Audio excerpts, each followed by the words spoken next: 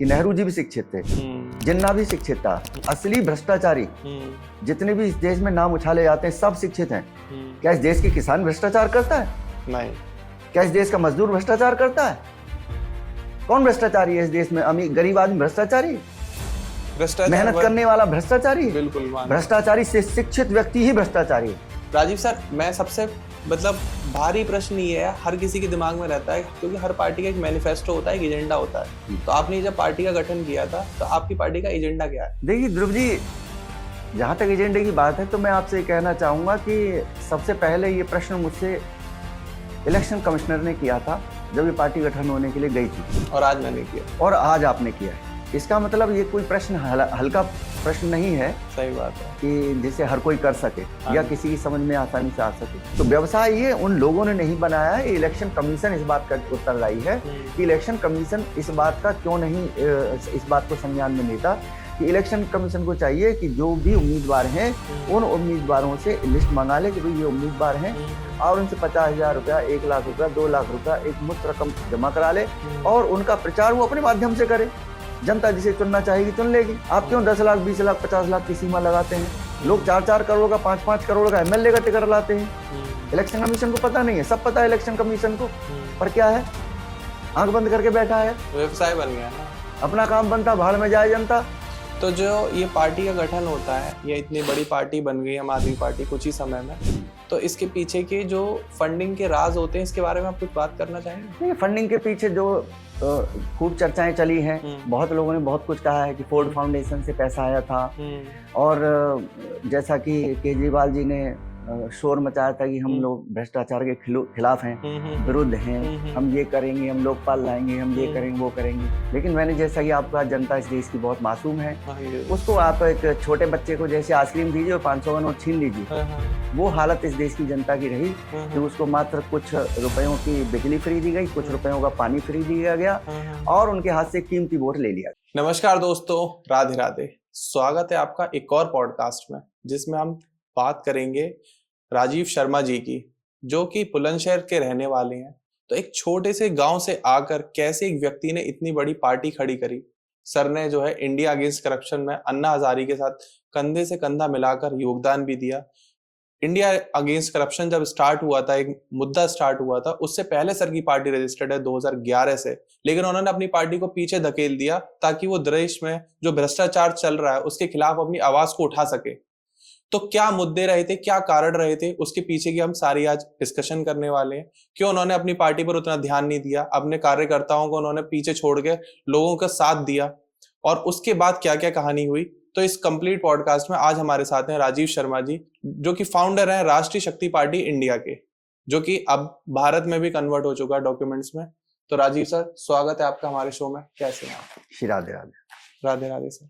Sir, मेरा सबसे पहला सवाल आपसे ये है कि ऐसा आपको क्या दिखा था दूसरी पार्टीज में जो वो नहीं कर पा रहे थे हमारे देश हित में, कि आपको अपनी पार्टी स्टार्ट करने की जरूरत पड़ गई कि मैं भी एक पार्टी का फाउंडेशन करता हूँ, जो एक पार्टी को जन्म देना पड़ा? जी हाँ, मैं ध्रुव जी एक बात आपसे कहूंगा, जो आपने प्रश्न किया है कि ऐसी मुझे क्या जरूरत पड़ी। जरूरत इसलिए पड़ी थी उस समय, जैसे आपने भी कहा कि पार्टियां, उस समय पार्टी सिर्फ एक होती थी, कांग्रेस जी। बीजेपी की बात अगर करेंगे तो बीजेपी उस समय न सत्ता में सेंटर में थी न दिल्ली में थी जी। दिल्ली में उस समय शीला दीक्षित जी की सरकार थी, हाँ जी, और कांग्रेस उस समय सेंटर में थी। ठीक तो है। दोनों जगह कांग्रेस थी और अधिकांश राज्यों में कांग्रेस ही थी। बीजेपी कुछ एक राज्यों में थी। तो भ्रष्टाचार अपने चरम पर था जी। किसी भी दफ्तर में जाइए, किसी भी जगह जाइए, बिना पैसे के कुछ नहीं होता था जी। और बस मेरे ख्याल से अधिकांश लोग परिचित हैं कि भ्रष्टाचार किस प्रकार से हो रहा था या हो रहा है। सत्य बात। कोई इसे नई बात है नहीं भ्रष्टाचार को कोई बताने का कि भाई ऐसे हो रहा था, वैसे हो रहा था जी। भ्रष्टाचार से सब परिचित थे। फिर उसी में कॉमनवेल्थ घोटाला, जहां एक भयानक ही घोटाला था कि जो चीज किराए पे 40 रुपए मिल सकती थी उसे 400 रुपए का किराए पे लिया गया, और अनेक इस प्रकार की बातें थी। बिल्कुल। तो उस समय दिमाग में सिर्फ एक ही बात, क्योंकि शायद ये डीएनए में हमारे है कि राष्ट्रवाद, बिल्कुल, देश हित, समाज हित, जिस चीज से समाज का हित होता हो, ये चीजें जो सर पे जो बैठी हुई थी, उन्होंने इस बात के लिए प्रेरित किया कि अगर मैं कांग्रेस में जाता हूं तो मुझे पार्टी गाइडलाइन फॉलो करनी पड़ेगी, ऑब्वियस है। बीजेपी में जाता हूं बीजेपी गाइडलाइन फॉलो करनी पड़ेगी, मुलायम सिंह यादव जी की पार्टी में जाता हूं तो मुझे उनकी पार्टी की गाइडलाइन फॉलो करनी पड़ेगी। बिल्कुल। लिहाजा मैंने अपने मंच का निर्माण करना चाहा, जिसका परिणाम था कि राष्ट्र शक्ति पार्टी का गठन हुआ। इंडिया इसलिए लगाना पड़ा कि कुछ अपनी पॉलिसीज होती हैं वहाँ इलेक्शन कमीशन में, उनके कारण इंडिया लगाना पड़ा और राष्ट्र शक्ति पार्टी इंडिया का इस प्रकार गठन हुआ।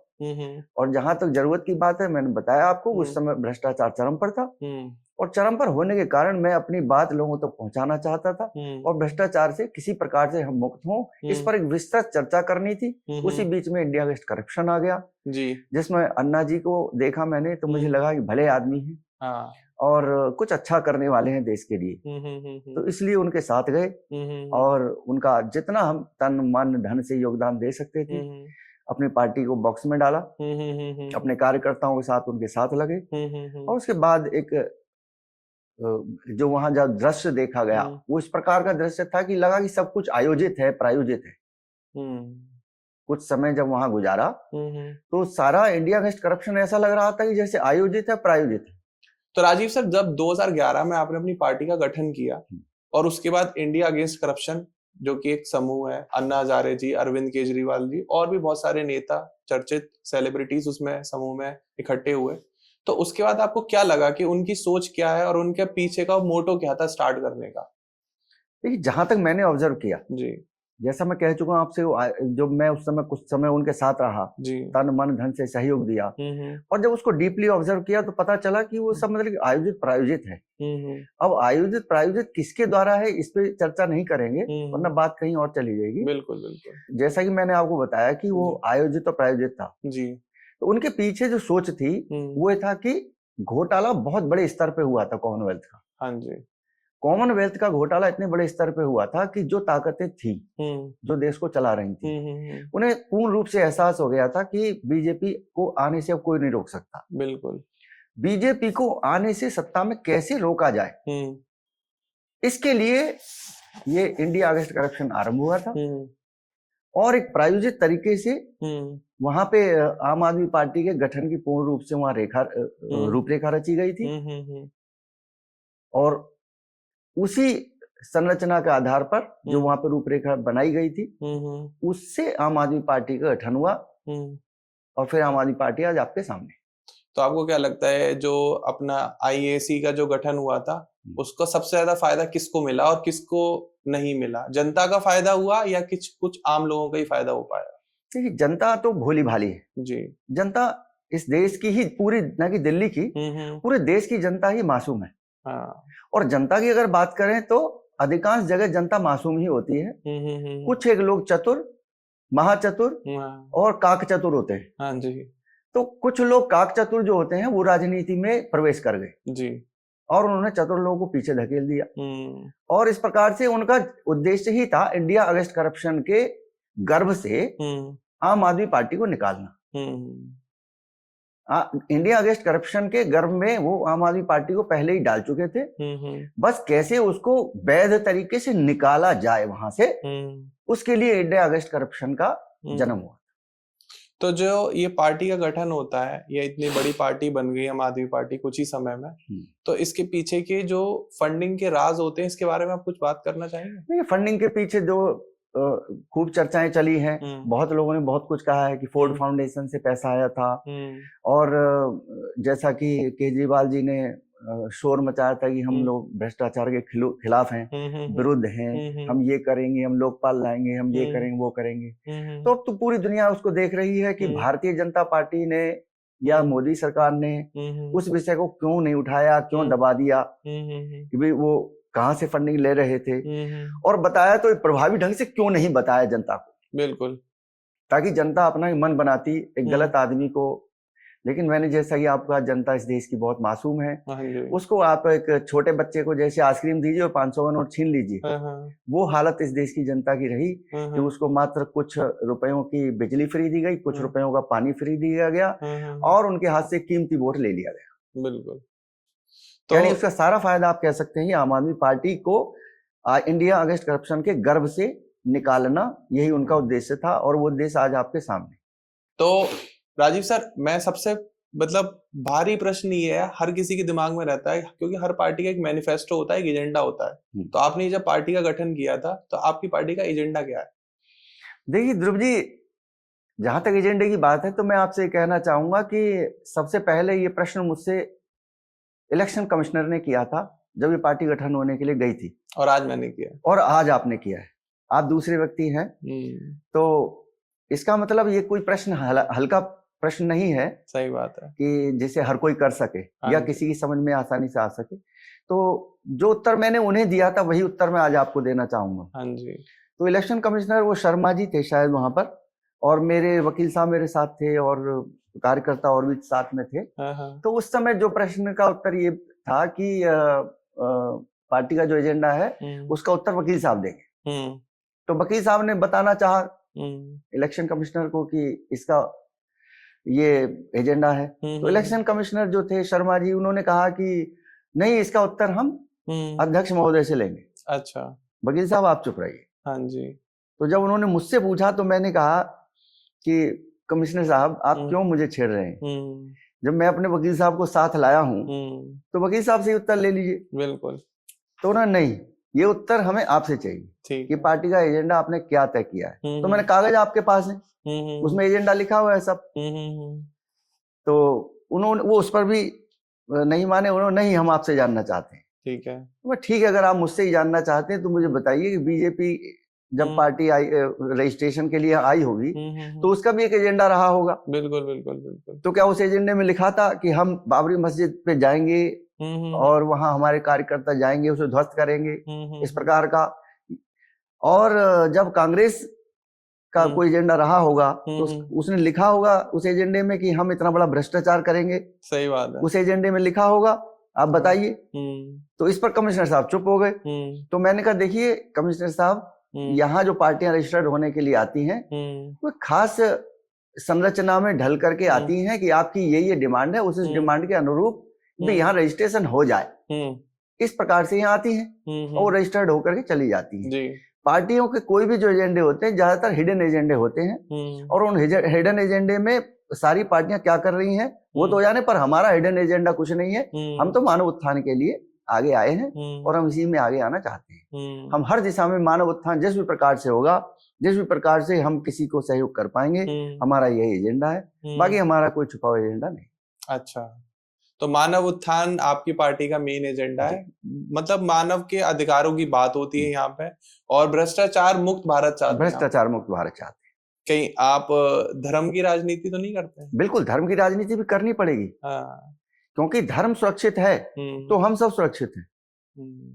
अगर धर्म खतरे में पड़ जाता है तो सब कुछ खतरे में है, फिर बचा क्या आपके पास? तो आप किसी ने 56-57 देश बना लिए जी, तो धर्म के ही आधार पर बनाए हैं। तो क्या हमारा दायित्व नहीं कि हम अपना एक देश, कम से कम एक देश तो अपने लिए रखें धर्म के आधार पर? सही बात है, इसमें क्या बुराई है? और जब बुराई दिखती है तो उसको अपना इलाज कराना चाहिए कहीं। बिल्कुल, हाँ। तो आप आने वाले टाइम में चाहते हैं कि भारत को एक हिंदू राष्ट्र घोषित किया जाए? 100% ये तो होना ही चाहिए। मैं तो परम पूज्य धीरेन्द्र शास्त्री जी का चरण वंदन करूंगा, जहां भी वो मुझे मिलेंगे मैं उनका चरण वंदन करूंगा, उनको साधुवाद दूंगा कि वे आज फूलों में पल सकते हैं। आज क्या नेता, क्या अभिनेता आज उनकी चरण वंदना कर रहे हैं। उनका इशारा हो जिस चीज का, वो चीज हाजिर है। लेकिन वो व्यक्ति आज नंगे पांव रोड पर एक किसी रक्षा, किसी सुरक्षा के लिए बांग्लादेश के हालात को देखते हुए और दुनिया भर में जो हालात हो रहे हैं उनको देखते हुए, वह आदरणीय शास्त्री जिस प्रकार से पदयात्रा कर रहे हैं, मैं उनको कोट कोट साधुवाद देता हूँ इस मंच से, इस जगह से, और उनके चरण वंदन करता हूँ यहीं से कि भाई उन्होंने बहुत हमारे लिए जो किया है या करने का प्रयास कर रहे हैं। मैं उस मुहिम में उनका साथी हूँ, सहभागी हूँ, भागीदार हूँ। राजीव सर, कार्यक्रम में आगे बढ़ते हैं और मेरा सबसे महत्वपूर्ण सवाल आपसे ये है कि आपको इस वक्त दिल्ली की सबसे बड़ी प्रॉब्लम क्या लग रही है? देखिए, दिल्ली कोई घर तो है नहीं, बिल्कुल 4 लोग वहां है नहीं कि 4 लोगों की समस्याएं हैं। दिल्ली में इस समय कम से कम 2.5 से 3 करोड़ लोग रह रहे हैं। आराम से। और अलग अलग क्षेत्रों की अलग अलग समस्याएं हैं। लेकिन अगर आप उसे एक या दो सूत्र में बांध के एक चीज में देखना चाहें, एक परिप्रेक्ष्य में, तो दिल्ली की सबसे बड़ी समस्या है कि नेतृत्व की कमी है। आज तक कोई दिल्ली को ऐसा नेतृत्व नहीं मिला जो दिल्ली का सही प्रकार से विकास कर सके। दिल्ली को बहकाने वाले या दिल्ली की जनता को बहकाने वाले ऐसे लोग मिले हैं, जिसमें बहुत बड़ा नाम तो इस समय केजरीवाल जी का शामिल हो गया। 15 साल शीला दीक्षित जी ने राज किया। उनके राज में जो डेवलपमेंट हुआ उन्हें भ्रष्टाचारी खुद अरविंद केजरीवाल जी ने घोषित किया, और उन्होंने स्वयं को भी मान लिया था कि हाँ हमने भ्रष्टाचार किया है। तो इन्होंने इलेक्शन भी जो उन्होंने लड़ा वो बहुत ही निर्जीव होकर के इलेक्शन लड़ा उन्होंने। मैंने खुद अपनी आंखों से देखा कि उनके जो उम्मीदवार थे वो इस प्रकार से लड़े जैसे लड़े ही नहीं।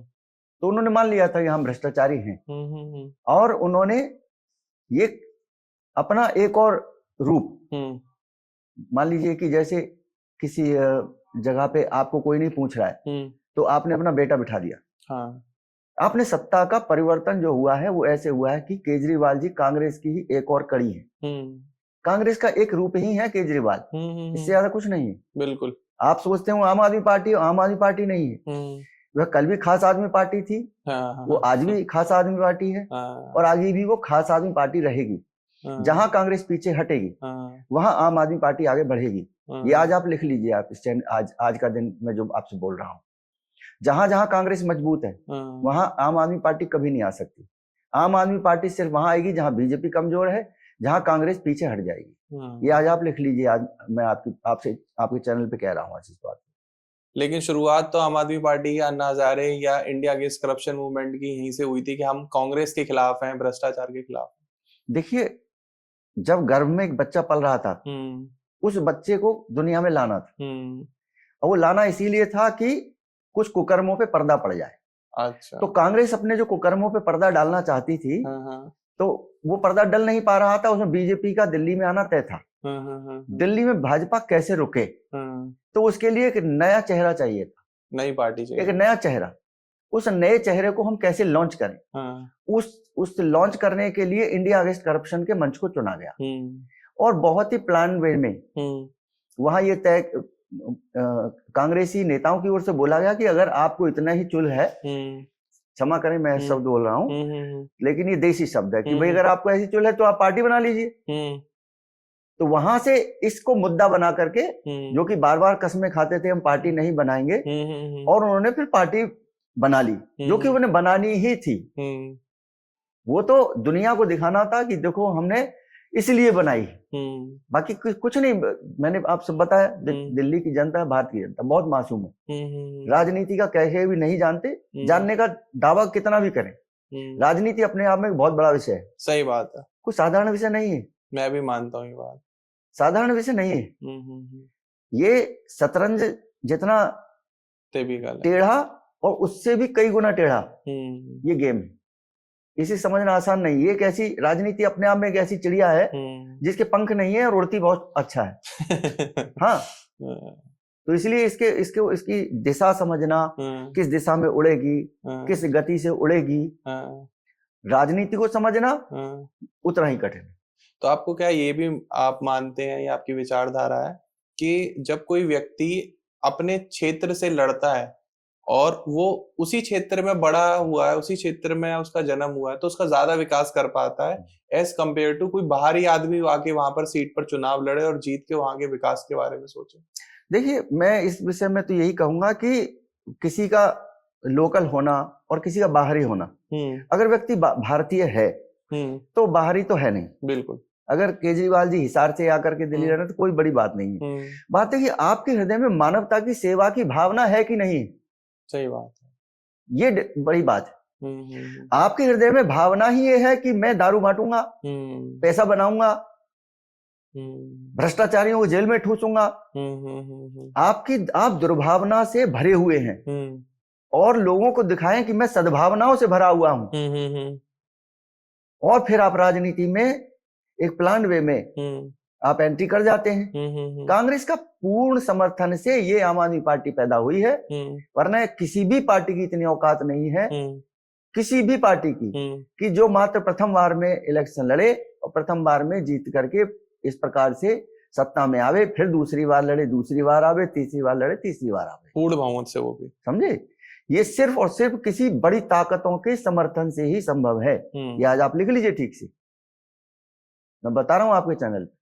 आम आदमी पार्टी ने अभी तक दिल्ली में क्या क्या किया है या क्या कुछ नहीं किया है? आम आदमी पार्टी दिल्ली में कुछ नहीं कर सकती, क्योंकि आम आदमी पार्टी अगर मैं कहूं तो कठपुतली है कांग्रेस की। अब कांग्रेस की पीछे 15 साल सरकार रही और कांग्रेस की सेंटर में सरकार रही, कांग्रेस ने तब कुछ खुद नहीं किया, तो वह आम आदमी पार्टी से क्या करवा लेगी। स्क्रिप्ट मिलती है, केजरीवाल जी उसे पढ़ते हैं, ऊपर से निर्देश होते हैं, केजरीवाल जी उसे दोहराते हैं। केजरीवाल जी खुद कुछ भी नहीं है, वह कल सरकारी नौकर थे, आज वह कांग्रेसी नौकर की तरह काम कर रहे हैं। इसलिए दिमाग से आप अपने निकाल दीजिए कि आम आदमी पार्टी कुछ दिल्ली में कर पाएगी। आप यमुना जी का हाल देख लीजिए, आप दिल्ली में ये अभी कभी केजरीवाल जी से आपका आमना सामना हो जाए, उनके किसी समर्थक से हो जाए और कि अवध ओझा जी से हो जाए कि जो उन्हें भगवान बता रहे हैं, तो आप उनसे जरूर पूछ लेना कि भैया कहाँ तो यमुना जी का हाल आपका गया, जो आप इतना बता रहे थे, दावे कर रहे थे, कहाँ कूड़े का पहाड़ गया। और ये जो फ्री की जो चीजें आप बांटी जा रही हैं, ये वही व्यक्ति बांटता है जिसमें क्वालिटी नहीं होती। By one get 5, by one get 5 हो रहा है सिर्फ, कि माल नहीं बिक रहा तो ऐसे बेचो। अगर क्वालिटी होती तो बाई वन गेट 5 नहीं होता। सही बात है, ठीक है भाई। आम आदमी पार्टी को बस आप इतना ही समझिए। तो इधर आप बात कर रहे हैं कि अरविंद केजरीवाल ने शराबें बांटी, फ्री बांट रहे हैं, लेकिन अरविंद केजरीवाल हेल्थ और एजुकेशन पे भी तो काम कर रहे हैं, वो भी तो फ्री दे रहे हैं। वो देखिए, मैं कहूँ कि हेल्थ की बात करें तो हेल्थ तो केजरीवाल जी खुद की ठीक नहीं रहती, ठीक है।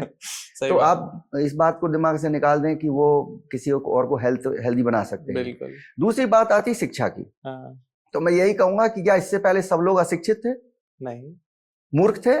नहीं। अज्ञानी थे? नहीं। तो क्या उन्होंने कर दिया भाई? फिर 12वीं के बाद जो बच्चे धक्के खा रहे हैं उनकी जॉब की बात करिए ना आप। आपने 10,000 लोगों को निकाल दिया रातों रात, रोड पे धक्के खाने के लिए मजबूर कर दिया उन्हें। पहले आपने उन्हें उसमें बसेस में गार्ड के तौर पर रखा था। आपको अगर उस विषय में जानकारी हो तो? मुझे ज्यादा जानकारी नहीं है। चलिए, उसमें यह है कि बसेस में उन्होंने 10,000 लोगों को रखा था, उनको निकाल दिया गया। आप शिक्षा की बात मत करिए खाली, आप सोचिए कि एक व्यक्ति जो 12वीं पास करके निकल रहा है, अब आगे इसका क्या भविष्य होगा। आपने उस भविष्य पे चर्चा की? शिक्षा शिक्षा शिक्षा शिक्षा पाने से किसी का भला नहीं होने वाला है। इस देश में बहुत लोग हैं शिक्षित, बहुत घूम रहे हैं, खाली दिल्ली से बाहर से लोग शिक्षित होकर आ रहे हैं, दिल्ली में आ रहे हैं। आपने उनके लिए क्या किया है? खाली आप एक ढिंडोरा पीटते हैं। आपने दीवारें अच्छी रंगवा दी। आपके पास कितने ही लोग हैं जो आज भी टेम्परेरी आपके पास शिक्षक काम कर रहे हैं, आप उनको आज तक पक्का नहीं कर पाए। आप दूसरों को जॉब देंगे? आप जॉब की बात कीजिए शिक्षा के साथ साथ। शिक्षित होना बड़ी बात नहीं है। लेकिन अरविंद केजरीवाल तो का कहना तो यही है कि एक साधे सब सदे, सब साधे सब जाए।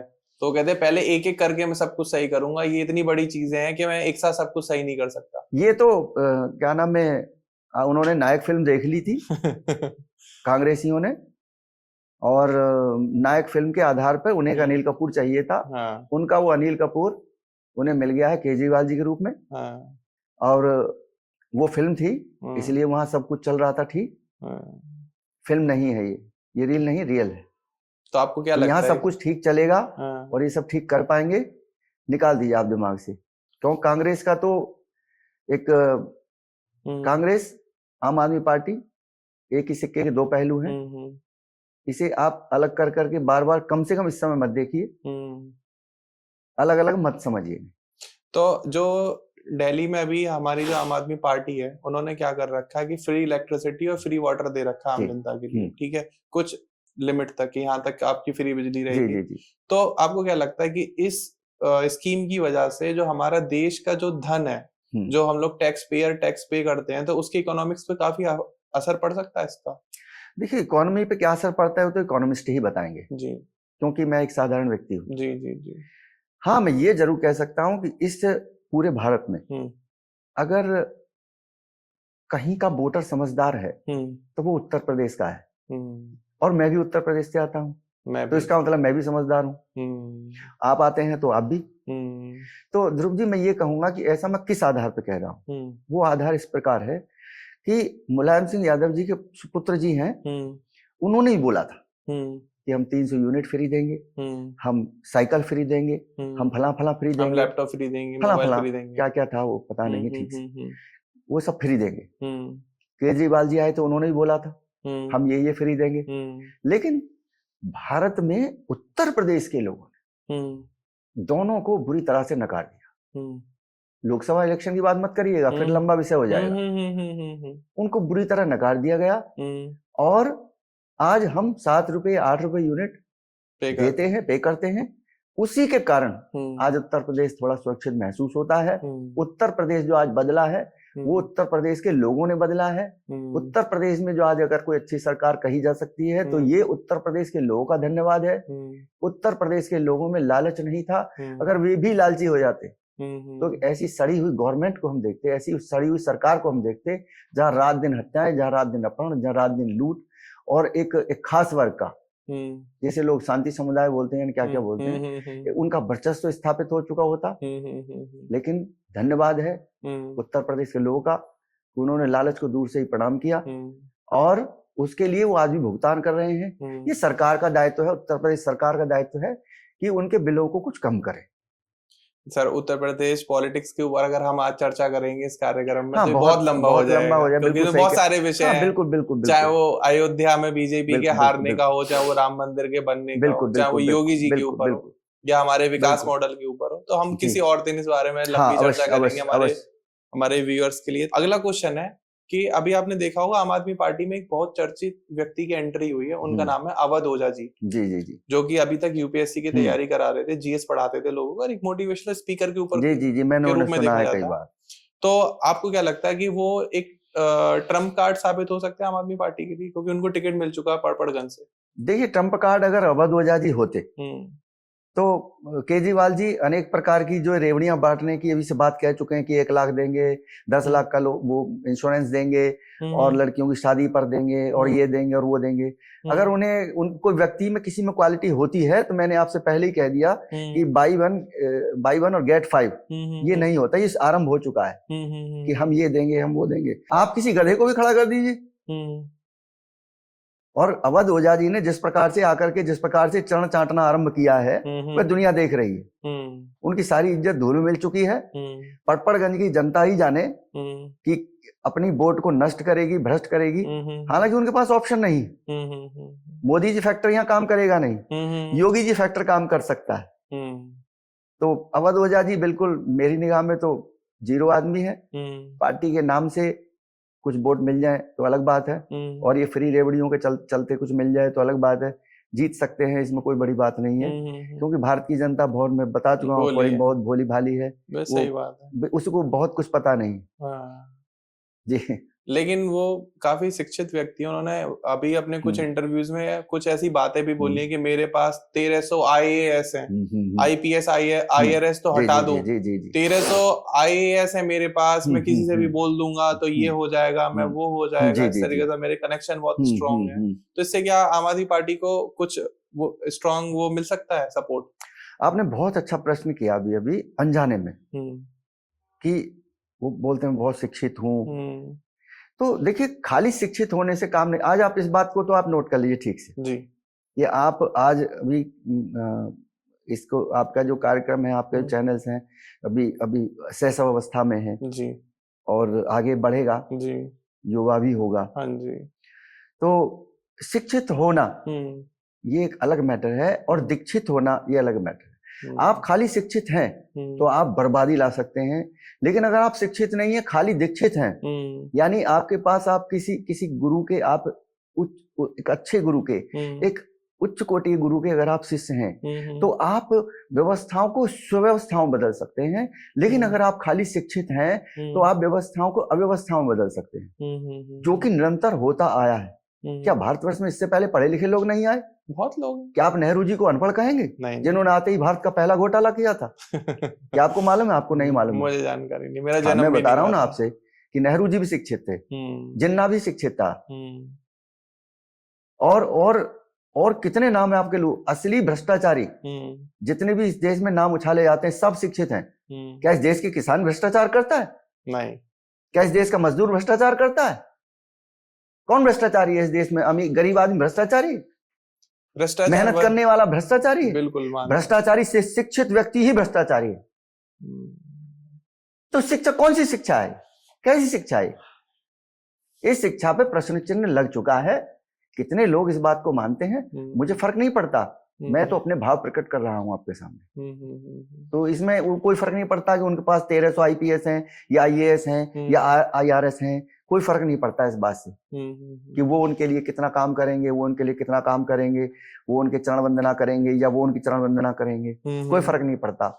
ये सब हवाई बातें हैं कि मेरे पास इतने लोग हैं, मैं ये कर सकता हूँ। आते ही जो व्यक्ति कृष्ण को, केजरीवाल जी को भगवान बताने लगे, भगवान ही उससे आदमी से बचाए कि ऐसी चरण वंदना तो हमने आज तक नहीं देखी कि आए हुए मेरे ख्याल से कुछ ही घंटे बीते कि केजरीवाल को भगवान बता दिया, कृष्ण बता दिया, राम बता दिया। तो आपको क्या लगता है आम आदमी पार्टी के जीतने के पीछे के कारण क्या हो सकते हैं? हाँ, ये भी एक बहुत अच्छा प्रश्न आपने किया है कि उनके जीतने के पीछे कारण, आपको पीछे इतिहास में जाना पड़ेगा। और इतिहास में एक, जैसा हमारा भारत इतिहास में रामायण का एक बड़ा महत्वपूर्ण स्थान है। रामायण में बड़ा महत्वपूर्ण किरदार है बाली। है। आपने अगर बाली के विषय में सुना हो ध्रुव जी, तो आपको पता होगा कि वरदान प्राप्त था उसे, आदिशक्ति ले लिया करते थे। उसमें ये वरदान था ब्रह्मा जी से कि खुद की शक्ति तो रहेगी पूरी और सामने जो भी आएगा उसकी आधी शक्ति उसमें आ जाएगी, जिसके कारण श्री राम जी ने छुप करके उस पर वार किया, प्रहार किया। तो आम आदमी पार्टी को आप थोड़ी देर के लिए देखेंगे तो बाली का रूप है आज वो। अब आप पूछें कैसे, तो मैं उसे कहना चाहूंगा अपने सुनने वाले भाइयों से, आपसे, कि देखिए, जैसा कि मैंने कहा कि वह कांग्रेस का पुत्र है, आम आदमी पार्टी कांग्रेस की पुत्र पुत्री जो भी है। तो कांग्रेस का एक बहुत बड़ा वोट बैंक है मुस्लिम्स जी, वो टोटल सपोर्ट आम आदमी पार्टी हो गई। हाँ, ठीक है। आम आदमी पार्टी के साथ टोटल क्रिश्चियन जुड़ गए बीजेपी को, वो ना के बराबर लाइक करते हैं। बिल्कुल। मुस्लिम्स ना के बराबर लाइक करते हैं, राष्ट्रवादी लोग लाइक करते हो। 2 वोट हो गए। तीसरा वोट जो उन्होंने झाड़ू लिया है चिन्ह, कुछ लोग उससे स्नेह करने वाले जुड़ गए। चौथा कारण, 3 कारण शायद आप समझ गए। फिर पहला कारण पूरा टोटल मुस्लिम वोट बैंक हो गया, दूसरा वोट बैंक क्रिश्चियंस हो गया, तीसरा वोट बैंक उनका जो झाड़ू से स्नेह करने वाले लोग हैं वो हो गए, चौथा वोट बैंक उनका वो हो गया जहां उनकी रेवड़ियां बटी, फ्री का खाने वाले भोले भाले मासूम लोग जिन्हें पता ही नहीं है कि एक आइसक्रीम किसी ने पकड़ा दी 5 रुपए की और 500 रुपए की छीन ली हमसे, जिन्हें भोली भाली जनता को पता नहीं। चौथा कारण हो गया, ये हो गया कि आप फ्री सब बांट रहे हैं। और 5वां कारण ये है सबसे बड़ा कि कुछ फिर हिंदू वर्ग से, जिन्हें भाजपा में स्थान नहीं था, वो पद आदि उन्हें आम आदमी पार्टी में मिल गए, जो कांग्रेस में नहीं मिल सकते थे, बीजेपी में नहीं मिल सकते थे, तो उनको अवसर मिल गया आम आदमी पार्टी में। तो इससे आधी शक्ति तो उनकी उधर हो गई और आधी शक्ति और हिंदुओं की आ गई। अब आप मान लीजिए कि 75% हो गया, जीतना तो तय है। और आप उम्मीद मत करिए, मैं कह रहा हूं हो सकता है कि इस बार फिर से चांस हो रहे हैं, बीजेपी के जीतने के चांस बिल्कुल ना के बराबर है। मैं आज आपके मन से बता रहा हूँ। लोग अभी दुनिया भर के चैनल क्या बोल रहे होंगे मुझे पता नहीं, मैं बता रहा हूं आपको कि आम आदमी पार्टी के जीतने के फिर से चांस हैं। चांस है या श्योर है? मैं श्योर तो मैं इसलिए नहीं कहूंगा कि वो तो रिजल्ट ही तय करेंगे, ये तो भविष्यवाणी हो जाएगी। श्योर कहने का मतलब है भविष्यवाणी, और मैं भविष्यवक्ता नहीं हूँ। हाँ, मैं तो यही कहूंगा कि हाँ, जीतने के फिर से चांस हैं। यानी बादल ऐसे मंडरा रहे हैं, जो पहले मंडरा रहे थे वही बादल अभी भी मंडरा रहे हैं। उनके भ्रष्टाचारी होने से या जेल में जाने से किसी को कोई फर्क नहीं पड़ता। लोगों को फर्क पड़ता है कि इलेक्शन आएंगे तो हमें क्या मिलेगा। सही बात है, क्योंकि भोले हैं, मासूम है, उन्हें भविष्य नहीं दिख रहा है, उन्हें तुरंत का दिख रहा है। एक छोटे बच्चे को तुरंत का दिखता है, उसे अपने भविष्य से कोई लेना देना नहीं। उसे पता नहीं कि चॉकलेट खाने से मेरे दांत सड़ जाएंगे, वो चॉकलेट खा लेता है। सोई भोले भारत की दिल्ली की जनता है। तो राजीव सर, मेरा सवाल ये था आपसे कि 2 बार दिल्ली में इलेक्शन हुए अभी, और दोनों बार बीजेपी प्रॉपर हारी है और हमारी आम आदमी पार्टी जो है वो पूर्ण बहुमत से आई है। तो आपको पता है कि मोदी जी एक ऐसे राजनेता हैं जो जहां जाके एक बार खड़े हो गए और उन्होंने एक बार हाथ कर दिया कि कैसे हो भाइयों बहनों, और सारे वोट बीजेपी को चले जाते हैं। लेकिन दिल्ली में उनका जादू या उनका फैक्टर काम नहीं कर रहा। तो आपको क्या लगता है, बीजेपी में कोई एक ऐसा चेहरा है जो मोदी जी के फैक्टर को और निखार के लेकर आए और बीजेपी को दिल्ली में इलेक्शन जितवा सकता है? ऐसी कोई है शख्सियत अभी? देखिए, इस विषय में मुझे बोलना तो नहीं चाहिए, क्योंकि मैंने अपना एक खुद मंच बनाया हुआ है, राष्ट्रशक्ति पार्टी इंडिया, आप जानते हैं। तो लेकिन फिर भी जब आपने पूछा है तो उसका उत्तर भी मुझे देना चाहिए, और इसका उत्तर यह है कि अगर योगी जी चाहें या योगी जी आवे तो यहाँ एक अलग समीकरण बन सकते हैं, अन्यथा तो यहाँ मोदी जी फैक्टर तो बिल्कुल भी काम नहीं करेगा। मैं चैलेंज कर रहा हूँ आपसे, आप लिख लीजिए, मोदी जी फैक्टर दिल्ली में काम नहीं करेगा। लेकिन योगी जी की तो छवि इस तरीके से बनी हुई है कि ये तो बुलडोजर बाबा है, अगर दिल्ली में आगे पूरी दिल्ली गिरा देंगे। नहीं, देखिए, वो जो छवि उनकी क्या बनी है वो मीडिया वाले जाने, आप जाने। मुझे जितना कहना था मैंने कह दिया कि जी योगी जी आए तो समीकरण बदल सकते हैं। मैंने कहा बदल ही जाएंगे, बदल सकते हैं। आप शब्दों में ध्यान देंगे तो आपको लगेगा कि बदल सकते हैं, बदल जाएंगे, मैं नहीं कहा है। लेकिन हाँ, मोदी जी फैक्टर काम नहीं करेगा दिल्ली में। क्यों नहीं करेगा ये अलग विषय है, इसे छोड़ दीजिए। बीजेपी में आप सीएम का चेहरा किसको देखते हैं कि ये अगर चुनाव में इनको सीएम का चेहरा बनाया जाए तो बीजेपी को पूर्ण बहुमत मिल सकती है? तो बीजेपी को चाहिए यूपी से योगी जी को ले आए, तो बाकी यहाँ तो इनके पास कोई फेस नहीं है। डेफिनेटली बता रहा हूँ, इनके पास कोई फेस यहाँ पे सीएम के लिए नहीं। हर बार एक नया चेहरा ट्राई करते हैं, इनके पास फेस है ही नहीं है। और कांग्रेस तो लड़ने वाली है ही नहीं है। कांग्रेस लड़ेगी तो आम आदमी पार्टी को चुपचाप रहना, चुप बैठना पड़ेगा। पिता पुत्र में से एक को बैठना पड़ेगा चुप। आप भूल जाते हैं। नहीं, मुझे याद रहता है। अगर आपको याद रहता है तो कांग्रेस आम आदमी पार्टी को जब आप अलग करके देखें आपको उत्तर स्वयं मिल जाएगा। लेकिन आप अगर कांग्रेस को जिताना चाहते हैं तो उसके लिए आम आदमी पार्टी को आपको बिठाना पड़ेगा, फिर फाइट रह जाएगी कांग्रेस और बीजेपी। अगर आप ये चाहते हैं कि बीजेपी तो रहेगी फाइट में, वो बेशक हारे, लेकिन यहाँ दो पहलवान एक ही घर से हैं। तो सर, मेरा आपसे एक प्रश्न था कि आपने देखा होगा ज्यादातर जो राजनीति आजकल भारत में हो रही है वो धर्म के ऊपर हो रही है। धर्म के हिसाब से पार्टीज बदल गई हैं और बट चुकी हैं। तो आपकी पार्टी है या आपके विचार इस बारे में किस तरीके से हैं कि आप धर्म की राजनीति करते हैं? देखिए, सबसे पहली बात तो ये है कि आप धर्म किसे समझते हैं। सबसे पहली बात कि आपके लिए धर्म कुछ और है, मेरे लिए धर्म कुछ और है, उनके लिए धर्म कुछ और है। हम सब एक मत तो नहीं है धर्म को लेकर के। लेकिन जहां तक फिर बात आती है धर्म की राजनीति की, तो फिर इसे सीधे सीधे शब्दों में अगर आप कहना चाह रहे हैं तो शायद कहना चाह रहे हैं कि ये हिंदू मुस्लिम की राजनीति। हाँ, बिल्कुल, शायद जो मैं समझ पा रहा हूँ। क्योंकि आज जब धर्म की बात आती है तो यही है, लोग घुमा फिरा के चाशनी में डुबो करके प्रश्न करते हैं।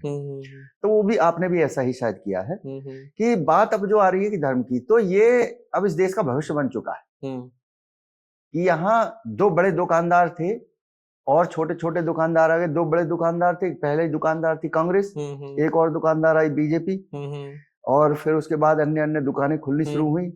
तो कांग्रेस के जो ग्राहक थे, वो जिन्हें आप वोटर कहते हैं, तो कांग्रेस के जो ग्राहक थे वो अलग, वो फिक्स हैं।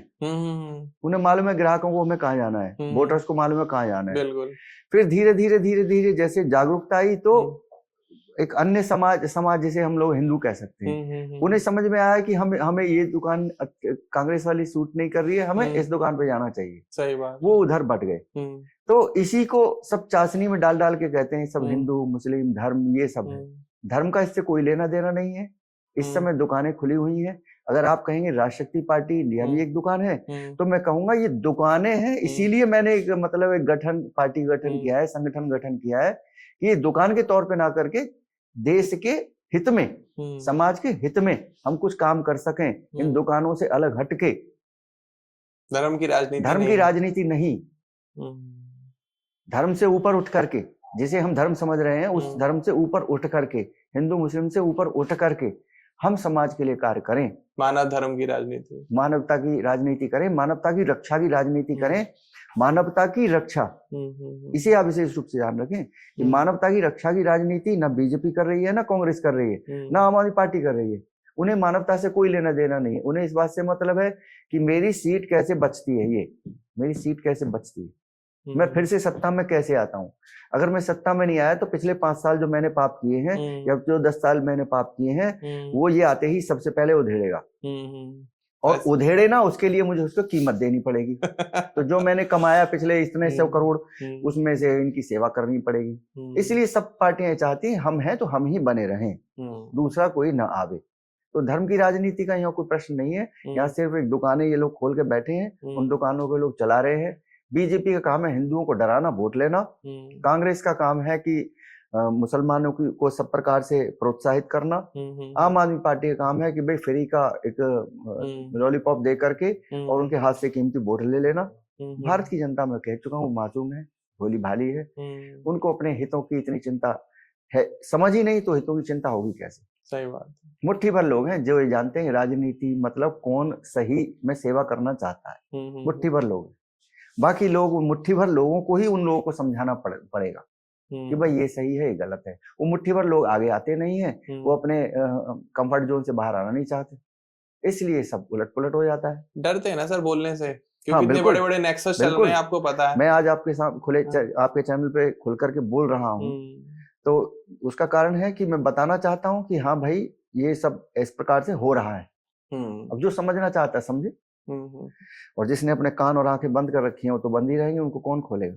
तो आपकी नजर में एक सफल राजनेता कैसा होना चाहिए और हमारे देश हित के लिए उसके क्या निर्णय होने चाहिए, इसके बारे में आपके क्या विचार है? हाँ, मैं बहुत बढ़िया बात आपने कही है। एक सफल राजनेता अगर आप कहेंगे तो जो मेरे अपने होश की बात है कि भाई मैंने जिन्हें समझा है, मेरी वो सुभाष चंद्र बोस जी, वो एक सफल राजनेता थे। उन्होंने देश और समाज के लिए सब कुछ से हट करके, परिवार का त्याग करके, अपनी तमाम इच्छाओं का त्याग करके इस देश और समाज के लिए बहुत कुछ किया, बहुत कुछ दिया इस समाज को। तो मेरा पहला नाम है सुभाष चंद्र बोस, और फिर वल्लभ भाई पटेल जी आते हैं, और उसी क्रम में फिर लाल बहादुर शास्त्री जी आते हैं। लाल बहादुर शास्त्री जी ने बिना किसी बात की परवाह किए अपने लक्ष्य की ओर ध्यान रखा, और उन्होंने इतिहास में वो एक दृश्य पैदा किया कि जहां बहुत लोगों को घुटने टेकने पड़े, लेकिन उसको मैंने जैसा कि अभी आपको कहा कि शिक्षित होना काफी नहीं है, दीक्षित होना काफी है। किसी आप में गुण होना बहुत आवश्यक है। तो ये शिक्षित लोग थे जिन्होंने 90,000 सैनिकों को ऐसे ही, किसी ने तो बड़ी मेहनत से बलिदान दे करके 90,000 सैनिकों को घुटने टिकाए थे। कितने बलिदान दिए हैं, और बिना किसी रिजल्ट के, बिना किसी परिणाम के, सुपरिणाम के वो 90,000 वापस कर दिए गए। हमारे सैनिक वहां से नहीं लाए गए, उनके सैनिक वापस कर दिए गए। तो उन्होंने जो लाल बहादुर शास्त्री जी ने जो किया, मैं उन्हें सफल राजनेता के तौर पर देखता हूँ। उनके क्या उनके साथ हुआ, क्या हश्र हुए, वो एक अलग मैटर है, लेकिन वो एक सफल राजनेता थे। उन्होंने इस देश को कुछ दिया था। जो देश को, समाज को कुछ दे सकता है उसको आप नेता मानिए, सचमुच नेता मानिए। जो इस समाज को कुछ नहीं दे सकता वह नेता कहलाने का हकदार नहीं है, वह नेता के बेस में लुटेरा है। आज के टाइम में पॉलिटिक्स भी एक बिजनेस बन चुका है जी, लोगों ने इसे प्रॉपर बिजनेस बना लिया है जी। अब लोगों का देश सेवा या देश हित में काम करना या देश के लिए सोचना या समाज के लिए सोचना शायद ये कम रह गया है। आप इस बात से सहमत हो? देखिए, जहां तक बात है कि ऐसे लोग आ गए हैं तो इसमें सबसे पहले जो दखलंदाजी बनती है चुनाव आयोग की बनती है। जी। चुनाव आयोग कहाँ बंधा हुआ है वो चुनाव आयोग समझे। जी। चुनाव आयोग को ये दिखाई नहीं पड़ता है कि वह हर इलेक्शन में छोटा हो बड़ा हो, जी, खर्चे की सीमा तय करती है। खर्चे की सीमा मान लीजिए कि पार्षदी का इलेक्शन लड़ना है सपोज, अब 8 लाख की खर्चे की सीमा तय कर दी गई, या 16 लाख या 10 लाख जो भी। अब इलेक्शन कमीशन जवाब दे कि ये 8 लाख 10 लाख जो खर्च करेगा और फिर जीत कर आएगा, तो 8 लाख 16 लाख 32 लाख जो भी खर्चा करेगा वो उसको रिटर्न चाहेगा कि नहीं? बिल्कुल है। तो व्यवसाय ये उन लोगों ने नहीं बनाया है, इलेक्शन कमीशन इस बात का उत्तरदायी है कि इलेक्शन कमीशन इस बात का क्यों नहीं इस बात को संज्ञान में लेता कि इलेक्शन कमीशन को चाहिए कि जो भी उम्मीदवार हैं उन उम्मीदवारों से लिस्ट मंगा ले कि भाई ये उम्मीदवार हैं और उनसे 50,000 रुपया, 1 लाख रुपया, 2 लाख रुपया एक मुश्त रकम जमा करा ले और उनका प्रचार वो अपने माध्यम से करे। जनता जिसे चुनना चाहेगी चुन लेगी। आप क्यों 10 लाख, 20 लाख, 50 लाख की सीमा लगाते हैं? लोग 4-4 करोड़ का, 5-5 करोड़ का एमएलए का टिकट लाते हैं। इलेक्शन कमीशन को पता नहीं है, सब पता है इलेक्शन कमीशन को, पर क्या है, आंख बंद करके बैठा है। व्यवसाय बन गया ना, अपना काम बनता, भाड़ में जाए जनता। सही बात। तो प्रत्येक व्यक्ति का एक कार्य बन चुका है। मैं बता रहा हूं आपको, जिसके हृदय में सेवा भाव नहीं है वह व्यक्ति लुटेरा है, चाहे वह कोई संस्था है, चाहे वह कोई नेतृत्व है, कोई भी है। और अब इस समय लुटेरों का बोलबाला बढ़ता जा रहा है दिन प्रतिदिन। सत्ता में, शासन में, पार्टियों में उन लोगों का वर्चस्व बढ़ गया है जो सिर्फ और सिर्फ धन कमाना चाहते हैं, बल बढ़ाना चाहते हैं। जिनके पास 1,000 करोड़ पहले से है वो एमएलए का इलेक्शन जीत करके वो सेवा करेंगे, वो सेवा करेंगे। सही बात है। अरे धन का घमंड अपने आप में बहुत बड़ा घमंड है। शराब का नशा तो उतर जाएगा, धन का नशा तो उतरता ही नहीं है। सही बात है। उनसे सेवा करा लेंगे आप कि 5 करोड़ का, 4 करोड़ का टिकट लाए एमएलए में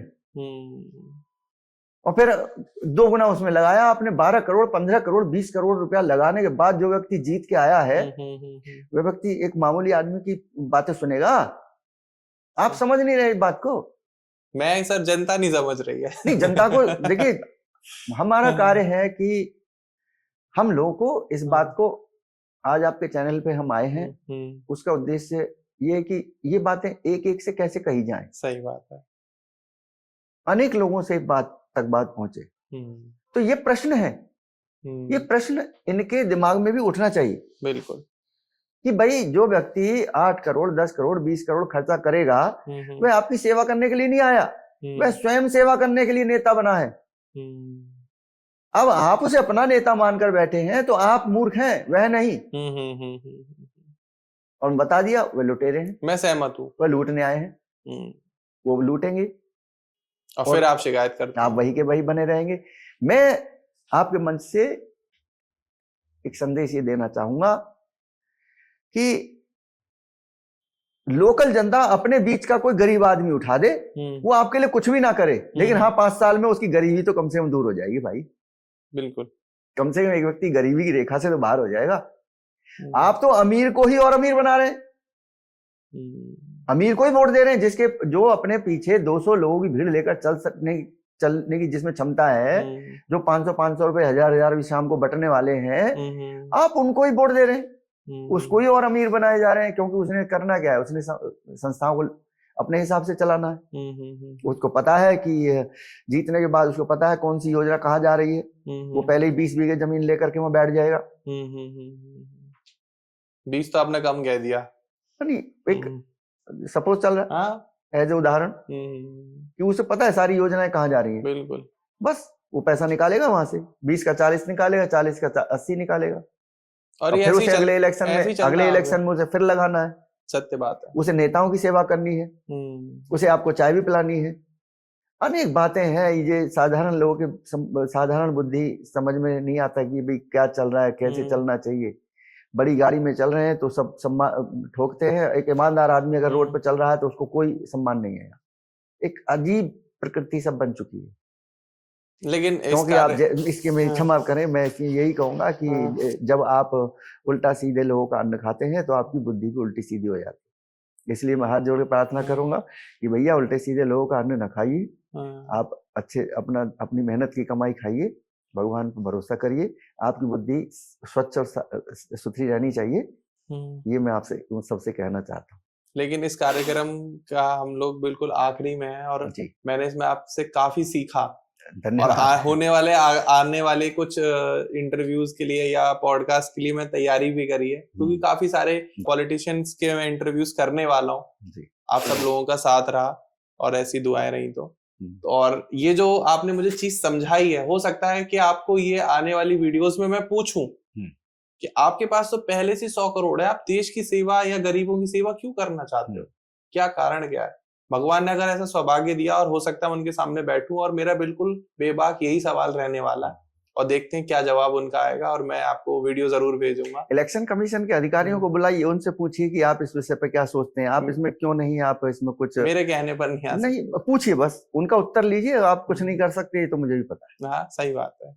तो सर, हम इस कार्यक्रम के समापन की ओर बढ़ रहे हैं, तो आप हमारे व्यूअर्स और अपने व्यूअर्स को कोई लास्ट मैसेज देना चाहेंगे इस कार्यक्रम का?